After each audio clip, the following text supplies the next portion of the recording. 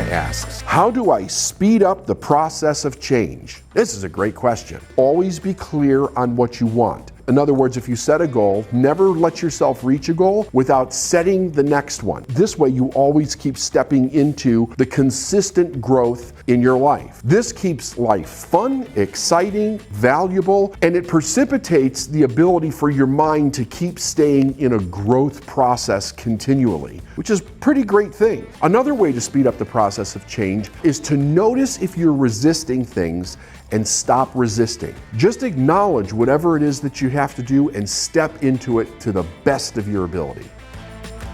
Anonymous asks, how do I know when I want something and if it has become an obsession? You don't have to ask if something has become an obsession. It's something that you think about all day, all night. You want to spend all your time doing it or learning about it or being it. Here's the truth though. In order to be extremely successful in anything, it needs to become an obsession. I call it a magnificent obsession. And I truly believe that every person has this inside of themselves. As you go through your life and you allow yourself to have experiences beyond just your mere survival every day, you will be introduced to whatever your magnificent obsession is. My suggestion is that when you find it, don't ignore it. Pour your whole life and your heart into it because it literally is the purpose of why you're here. Anonymous again. Anonymous has a lot of questions. Why do people make big, hairy, audacious goals if they're not going to achieve them, or at least take the necessary actions to achieve them? It's the natural state of the human expression to make big, hairy, audacious goals. We have an intellect that is beyond any other life form that we're aware of. We can consciously choose to create our life any way that we want it. We're not aware of anything else that can actually consciously choose the way they want their life. The fact that we can consciously choose that and to understand that our intellectual factors are all creative in nature means that we're here to create. Animals are just here to survive and to duplicate. Human beings are here to create. If we look at all the things that mankind has done, both good and bad, there's one thing that is undeniable. We are masters at creating. It seems that our intellect and our imagination is completely infinite. Therefore, the biggest we can imagine is exactly what we can create. Now, why doesn't a person do it? It could be that they're getting pressure from somebody on the outside. Somebody doesn't approve of them. But truly, when it gets down to a core issue of why a person would create a big, audacious goal and not go after it, is because they have what we call a value conflict inside of themselves. There is some value that they have learned or been exposed to in their life that makes them wrong for wanting to go after the thing that they truly desire. If they will get in touch with what that is and eradicate it from their life, there is absolutely nothing that the human being is not capable of doing. Okay?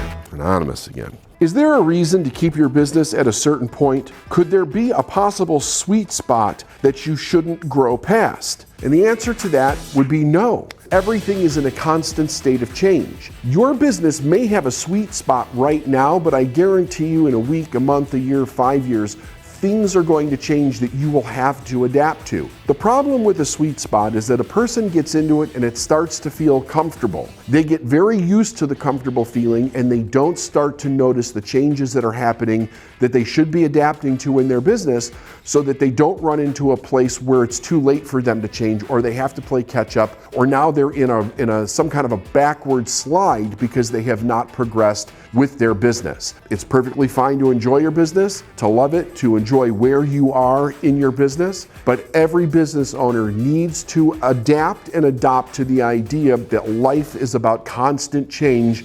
In order to have a thriving business, we must always be aware of the change that is necessary that we must step into. Kate asks, what framework do you use to answer any question? How do you get to the root? The question is a symptom of something. My job is to find out what the cause is. Everything operates by cause and effect. So if a person has a question, there's obviously something that's unknown. That's a symptom of something. If I think to myself, what is the symptom of this? What is the answer to this? What is the cause of this? It will allow me to focus in the direction that I need to go to get the correct answer. Every question also has an answer. There's no such thing as a question with no answer. So if you start from the premise that every question has an answer, a question is a symptom of something, you're working with the laws of cause and effect, first principles thinking, you will easily be able to formulate what the answer is to the question. If you want more information on the law of cause and effect, check out my video here. Ashley asks, how do you identify opportunities? Another really fantastic question. There's 4 questions that you ask yourself to identify opportunities as something that you want to take advantage of. The first question is this: is this something that I want to be, do, or have? You're looking for a yes answer. If you get a yes, you go on to the second question. If you get a no, you stop right there. It's not an opportunity that you want. Second question, is being, doing, or having this going to move me closer to my goal or my objective? Again, if you get a yes, you move on to 3. If you get a no, you stop right there. It's not the opportunity for you. Third question, is being, doing, or having this in harmony with God's laws or the laws of the universe? The law that we're looking for there is more life. In other words, does this opportunity add to my life? And if I was to embrace it, would it add to the lives of others? Again, if you get a yes, you go to number 4. If you get a no, it stops right there. And then the fourth question, is being, doing, or having this going to violate the rights of others? We're actually looking for a no on this question. We don't want to take away another person's choice. Outside of that, if you get 3 yeses and a no, go for it. It's a perfect opportunity. Francis asks, how do you integrate this with younger kids on a family level?